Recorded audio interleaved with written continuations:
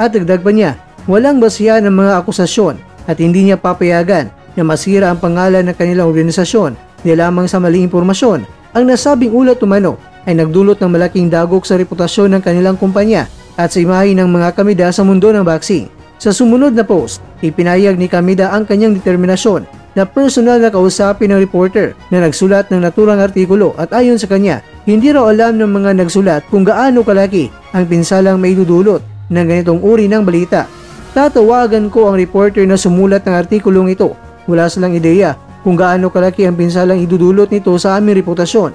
Hindi ko talaga sila mapapatawad. Habulin ko ito ng lubusan.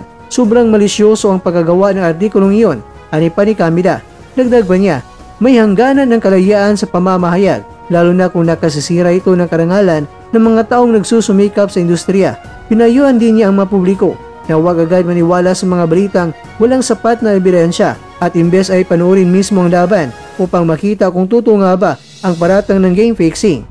Sa ikatlong post mula sa parehong kampo, isang matinding pahayag ay nilabas ng Psycho Lash Boss na tumatayong taga-suporta at partner ni Kamida sa negosyo. Marinito itinanggi ang lahat ng paratang at sinabing malinaw na malisyoso ang artikulong kumakalat. May lumabas na hinala ng pagbenta ng laban kay Casimero. Ano bang problema ng mga yan? At nagsulat sila ng ganitong klase ng artikulo na naninira kay Cookie Kamida.